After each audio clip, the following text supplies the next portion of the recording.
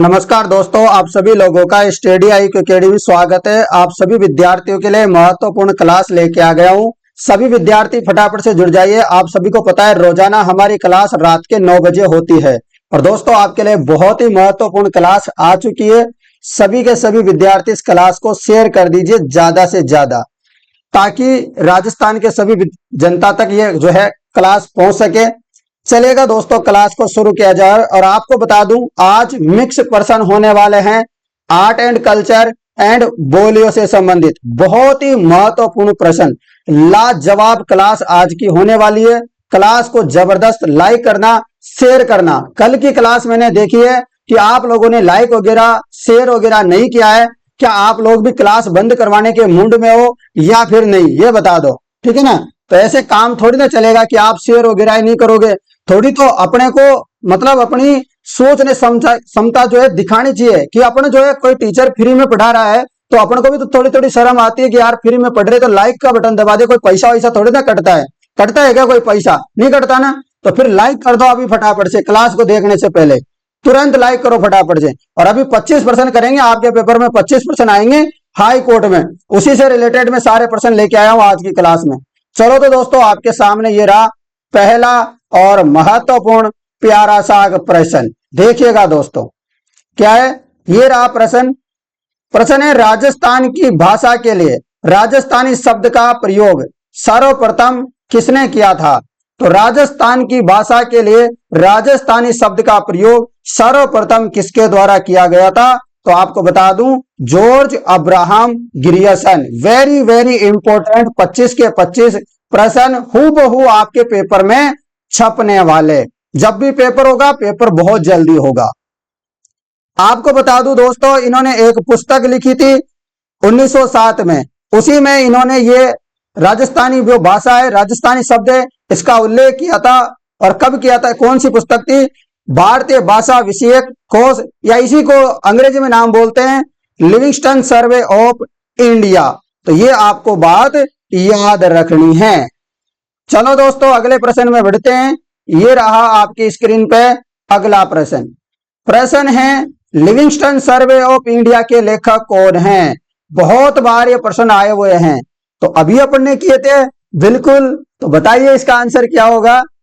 जल्दी से एक जवाब दीजिएगा तुरंत, तो जवाब हो जाएगा, बताइएगा फटाफट से मित्रों, जॉर्ज अब्राहम ग्रियर्सन। ठीक है मित्रों, ओके, समझ में आ गया आपको? चलिएगा, तो चलते हैं अगले और महत्वपूर्ण प्यारे से एक प्रश्न की तरफ। चलिएगा, ये आ गया दोस्तों प्रश्न। ताराबाद की ओढ़नी राजस्थान की किन स्त्रियों की लोकप्रिय वेशभूषा है? बताइएगा। चलिए बताइए फटाफट से। आपको पता है दोस्तों, जब आप क्या है, जैसे मान लो इस जगह के इस समुदाय के लोग हैं, उनकी मान लो नौकरी लग गई, तो उनकी जो लाडी आएगी, बींदनी आएगी, उसके लिए ये लानी पड़ेगी। तो बताओ फटाफट से। चलिएगा, तो बताइएगा जवाब क्या होगा भाई। सभी बच्चों का जवाब आ जाना चाहिए एकदम सटीक सटीक। राजपूत होंगे, गुज्जर होंगे, आदिवासी होंगे, जाट होंगे। तो बताओ क्या होगा जवाब? सही है एकदम। क्या हो जाएगा? आदिवासी। बहुत ही बढ़िया जवाब है आप सभी विद्यार्थियों का, बहुत महत्वपूर्ण। ताराबाद की जो ओढ़नी है, आदिवासी युवतियों की प्रिय ओढ़नी है, जिसमें जमीन में भूरी लाल तथा किनारों पर छोर में काला होता है। तो ये भी आपको याद रखना है, वेरी इंपॉर्टेंट है आप लोगों के लिए। चलिएगा दोस्तों, चलते हैं अगले प्रश्न की तरफ। एक प्रश्न बहुत इंपॉर्टेंट है। अगला प्रश्न, कटारी भात की से क्या आशय हैं? आपको बताना है कटारी भात से क्या आशय हैं, इसे आप क्या समझते हो? चलो बताओ फटाफट से। ये गले का आभूषण है, एक प्रकार का वस्त्र है, एक वाद्य यंत्र है, एक देसी खेल है, क्या है? बताइएगा। बहुत ही बढ़िया जवाब है, एक प्रकार का कटारी भात क्या होता है? वस्त्र होता है। तो हो गए 4 प्रश्न, पूरे 25 प्रश्न करेंगे। अगला प्रश्न। प्रश्न है, तुलसी, हालरो, तिमणिया तथा पोत नामक आभूषण महिलाओं द्वारा शरीर के कौन से भाग में पहने जाते हैं? तो बताइएगा। चलिएगा, सभी का जवाब आना चाहिए बहुत ही बढ़िया तरीके से। ठीक है, चलो बताओ फटाफट। चलिएगा, तो क्या हो जाएगा जवाब? जवाब बहुत बढ़िया है, गले का आभूषण होते हैं तुलसी, हालरो, तिमणिया, पोत, ये सब। ठीक है, चलो अगला प्रश्न आप लोगों के लिए ये रहा। प्रश्न है, झेला, झमेला, पीपल पत्रा, अंगूठिया किस अंग के आभूषण होते हैं? बताइएगा मित्रों। झेला झमेला, अरे भाई झेला झमेला कहाँ होगा? अरे झूला, झूला ऐसे समझो, झूला। अरे झूला कहाँ लटकता रहता है? अरे तो झूला तो कान में लटकते रहते हैं, बिल्कुल। तो भाई ये हो गया झेला, झमेला, पीपल पत्रा, अंगूठिया कान के आभूषण है ना। तो बिल्कुल दोस्तों, तो याद रख लो अभी, क्योंकि फोर्थ ग्रेड में जब नौकरी लग जाओगे ना हाई कोर्ट में, तब अपनी शादी हो जाएगी। उसके बाद आपको क्या लाना पड़ेगा? झेला, झमेला, पीपल पत्रा, अंगूठिया लाना पड़ेगा। ठीक है ना, और लाना तो पड़ेगा, नहीं तो भाई साहब फिर देख लेना क्या होगा। अगला प्रश्न, प्रश्न है, राजस्थान में पोमचा किसे कहते हैं? पोमचा क्या है बताओ? पोमचा क्या है? बहुत बढ़िया, चलिएगा तो पोमचा के बारे में बताओ। पोमचा हो जाएगा महिलाओं की ओढ़ने की विशेष वस्तु। विशेष ओढ़नी जो होती है ना महिलाओं की, वो होती है, आपको पता है जब बच्चे, जो माँ है बच्चे की माँ बन जाती है, तब मातृ पक्ष की ओर से ओढ़नी लेके आई जाती है। जो पीली वस्त्र लेके आते हैं तब तो समझ लो मतलब क्या हुआ है? लड़का हुआ है। समझ गए? चलो चलो अगले प्रश्न में चलते हैं। ये रहा प्रश्न। प्रश्न है आपके लिए, राजस्थान में पोमचा एक प्रकार की ओढ़नी है, वो पहनी जाती है। कब पहनी जाती है बताओ? बताइएगा, मां बनने के उत्सव पर। ठीक है, समझ में आई? बहुत बढ़िया। तो ये दोस्तों वेरी वेरी इंपॉर्टेंट प्रश्न है सारे के सारे। आप इस क्लास को ज्यादा से ज्यादा शेयर करना। आपको ऐसी प्रकार की, देखो मैं ऐसे करूंगा, एक दिन आपके लिए ऐसी क्लास ले लूंगा आर्ट एंड कल्चर की, एक दिन जो है हिंदी की क्लास। क्या ये मामला फिट रहेगा कि नहीं? जरूर कमेंट करके बताना, क्लास को शेयर करते रहना। अगला प्रश्न, प्रश्न है, शक संवत के अनुसार 22 जून तथा 23 जुलाई के मध्य के काल को किस माह के रूप में जाना जाता है? जरूर बताइएगा फटाफट से, किस रूप में जाना जाता है? कमेंट करो फटाफट। तो उसको जानते हैं अपन आषाढ़, क्या बोलते हैं उसको? आषाढ़ बोलते हैं भाई। अगला प्रश्न थे आषाढ़, सब याद रखना, आषाढ़, पौष, फागुड़, वैशाख, जो भी भादवा, काती, फर, ठीक है ना, फाग, माघ, जो भी, ठीक है ना, इनको याद कर लेना, हिंदी माह जितने भी है हिंदू वर्ष के अनुसार। अगला प्रश्न, राजस्थान में त्योहारों का आगमन किस त्योहार से माना जाता है? तो त्योहारों का आगमन कहते हैं ना कि तीज त्योहारों बावड़ी ले डूबी गणगौर। ठीक है ना, ये कहावत भी चलती है हमारे राजस्थान में। तो उसी के अनुसार आपको समझ में आई होगी बात कछु कछु। तो क्या बात समझ में आई भैया आपको? तो आपको समझ में आई कि जो है सावन तीज से जो है त्योहारों की शुरुआत हो जाती है। बिल्कुल, तो श्रावणी तीज से त्योहारों का आरंभ होता है और समापन होता है गणगौर के मायने। समझ में आई? तो तीज त्योहारों बावड़ी ले डूबी गणगौर। ठीक है मित्रों, समझ आ गई? और ये बताओ मुझे, जो सावन में जो तीज आती है ये कहाँ की प्रसिद्ध है? सावन की तीज आती है कहाँ की प्रसिद्ध है? तो आपको बता दूं, श्रावण शुक्ल पक्ष की तृतीया को एक तीज आती है, वो जयपुर की प्रसिद्ध है, और उस तीज को बोलते हैं छोटी तीज। और बड़ी तीज कहाँ की प्रसिद्ध है? बूंदी की। और बड़ी तीज कब आती है मित्रों? बड़ी तीज आती है कब? भादवा की कृष्ण पक्ष की तृतीया को। समझ में आई? और एक और तीज आती है आखा तीज, और आखा तीज के दिन दोस्तों बीकानेर शहर बसाया गया था। ये बात भी आपको याद रखनी है। अगला प्रश्न आप लोगों के लिए प्रश्न है दोस्तों, बादशाह का मेला भरता है, बादशाह का मेला कौन भरता है? बताइए। बहुत बढ़िया, चलिएगा। तो बादशाह का मेला भरता है ब्यावर में। तो कल परसों भी मैंने क्लास ली थी, उसमें भी ये करवा दिया था मैंने। ठीक है, तो ब्यावर में बादशाह का मेला भरता है। यहाँ पर दोस्तों होली खेली जाती है और यहाँ पर गुलाल लुटाई जाती है। ठीक है, समझ में आई आप लोगों को बात? तो आप लोगों को ये बात भी याद रखनी है। ठीक है, समझ गए? चलो अगले प्रश्न में चलते हैं भाई। ये रहा आपके लिए एक इंपॉर्टेंट प्रश्न। प्रश्न है, राजस्थान का प्रसिद्ध पुष्कर मेला किस माह में लगता है? तो पुष्कर में मेला नहीं बढ़ता क्या? कार्तिका। और कार्तिक कब आती है इसे याद रखो। तो कार्तिक आती है भाई साहब सर्दी, जबरदस्त सर्दी पड़ती रहती है, एकदम ठंड में ठिठुर जाते हैं। तो सोचो ठंड कब पड़ती है। ठीक है, तो बताओ, समझ में आई थोड़ी थोड़ी बात? अरे तो कार्तिक भाई साहब नवंबर के आसपास आती है, ऐसा बात है क्या? बिल्कुल। तो कार्तिक में भरता है पुष्कर का मेला। एकादशी से शुरू होता है, पूर्णिमा तक मेला लगता है। समझ गए? बहुत प्रसिद्ध मेला है ये पुष्कर का। तो अक्टूबर नवंबर में लगभग ये जो है मेला भरता है, जबरदस्त। ठीक है, चलिएगा, राज्य का सबसे बड़ा ये क्या है? पशु मेला है। चलो, अब ये पशु परिचय में भी पूछा गया था ऐसा ही प्रश्न। अगला प्रश्न है, केला देवी मंदिर कहां पे है? बताओ फटाफट। चलिएगा, बहुत ही बढ़िया जवाब है। क से करौली, क से केला देवी मैया। तो केला देवी मैया का जो मंदिर है करौली में है। और यहाँ का जो प्रसिद्ध गीत कौन सा है? लांगुरिया गीत प्रसिद्ध है यहाँ पर। कौन सा प्रसिद्ध है?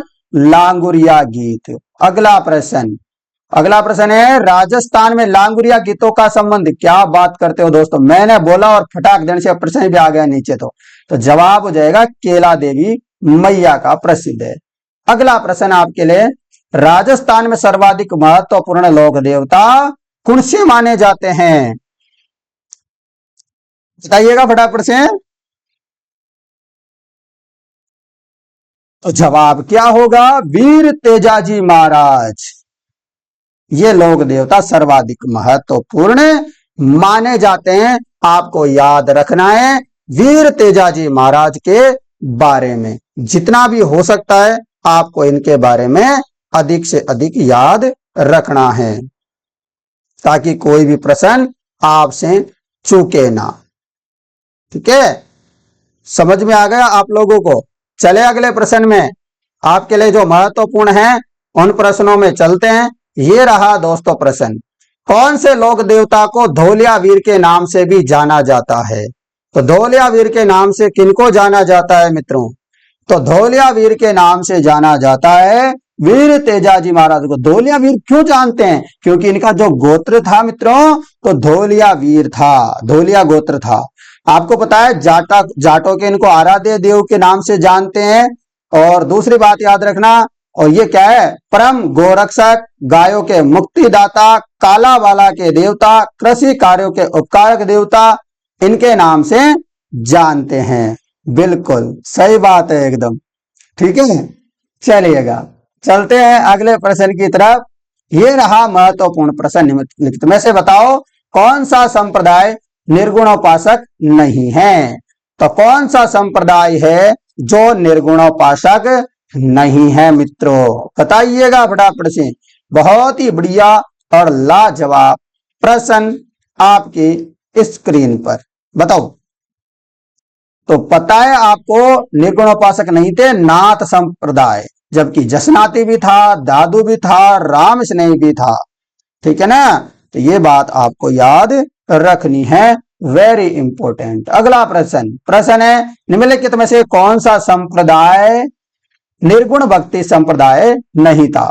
निर्गुण भक्ति संप्रदाय नहीं था, तो वह था रामदासी, रामदास जी संप्रदाय, रामदासी संप्रदाय ये नहीं था निर्गुण भक्ति संप्रदाय। जबकि दादूपंथी था, निरंजनी था, जसनाती था। समझ गए? अगला प्रश्न है रम्मत है। तो रम्मत क्या है भाई, बताना जरा, रम्मत क्या है? अरे रम नहीं है, ऐसे मत सोच लेना कि रमो में है ना, रम्मत है भाई साहब। तो क्या है? रम्मत है। तो रम्मत क्या है बताओ जरा। और कोड़े की प्रसिद्ध है ये भी बता देना थोड़ा सा मुझे, ताकि आपको मजा आ जाए। तो आपको पता है ये तो एक क्या है? लोक नाट्य है। क्या है? लोक नाट्य है, संगीत नाट्य है, याद रखना। ठीक है मित्रों, और ये बीकानेर में प्रसिद्ध है। होली के अवसर पर शानदार इसका जो है नजारा देखने को मिलता है। तो बीकानेर की प्रसिद्ध है, याद रखना, फागुन माह में। वैसे इसकी जो शुरुआत हुई थी ना वो जैसलमेर से हुई थी, परंतु आज प्रसिद्ध की बात करें तो बीकानेर में। समझ में आई बात? हाँ, तो ये बात है आपको याद रखनी है। चलिएगा, ये रहा प्रश्न। होली के दौरान रम्मत का आयोजन किया जाता है। तो होली के दौरान रम्मत का आयोजन किया जाता है, अभी अपन ने बात की थी, तो आपको याद रखना है बीकानेर। जैसलमेर तब लगाना है जब बीकानेर ऑप्शन में हो ही नहीं, तब आप जैसलमेर की तरफ जाओगे। ठीक है ना, समझ गए बात? मतलब ये आपके लिए ऑप्शनल है, यदि बीकानेर नहीं है तो आपको जैसलमेर लगाना है। ठीक है, चलो अगला प्रश्न है रम्मत लोक नाट्य को निभाने वाले पात्र को किस रूप में जानते हैं? तो रम्मत लोक नाट्य को जो निभाने वाला पात्र होता है, जो व्यक्ति होता है, उसको हम क्या कहते हैं बताओ? उसको कहते हैं खेलार। क्या कहते हैं? खेलार कहा जाता है।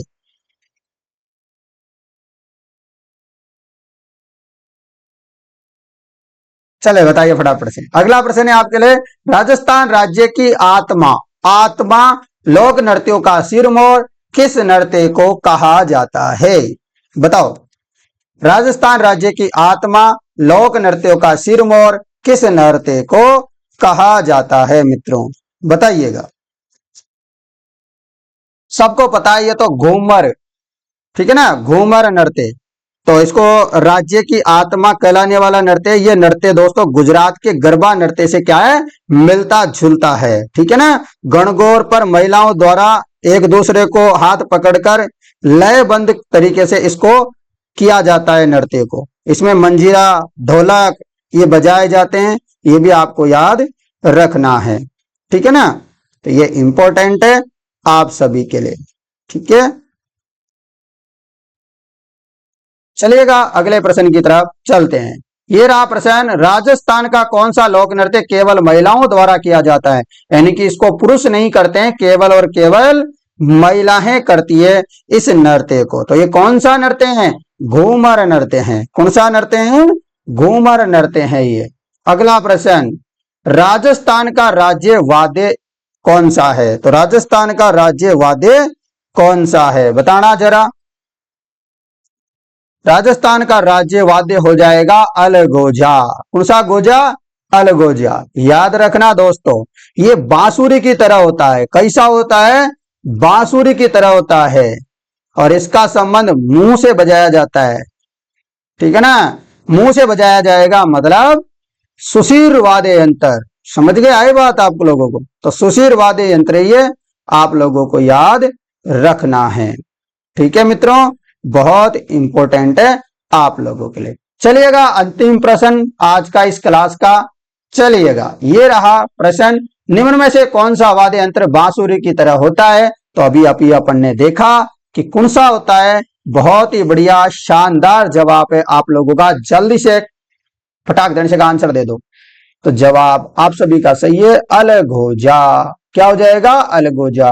तो दोस्तों कमेंट करके बताओ मुझे आज की क्लास आप लोगों को कैसी लगी, क्योंकि ये प्रश्न देखो सारे के सारे राजस्थान हाई कोर्ट क्लास 4 के लिए महत्वपूर्ण है। और साथ में बता दूं, कोई 4th ग्रेड की कर रहा है उसके लिए भी महत्वपूर्ण है, क्योंकि आर्ट एंड कल्चर वहां भी आनी है। पटवारी की कर रहा है तो वहां भी आनी है, सीट की कर रहा है तो उसमें भी आएगी, लेबर स्टैंड की कर रहा है, मतलब राजस्थान में किसी भी भर्ती परीक्षा की तैयारी कर रहा है, आर्ट एंड कल्चर जहां भी आती है वहां ये प्रश्न आएंगे। तो चिंता ना करनी, आपको इन प्रश्नों को अच्छे से लेना है, देखना है। एक बार में समझ में नहीं आए तो 2 बार देख डालना, क्यों, और इसके नोट्स भी बना लेना। तो दोस्तों आप लोगों को क्लास कैसी लगी? कंजूसी ना करना कल की तरह, आज तो लाइक कर ही देना। कल की तरह मुझे कंजूस पना नहीं नजर आना चाहिए आप लोगों का। चलिए दोस्तों, मुलाकात करते हैं आपसे सुबह, तब तक धन्यवाद।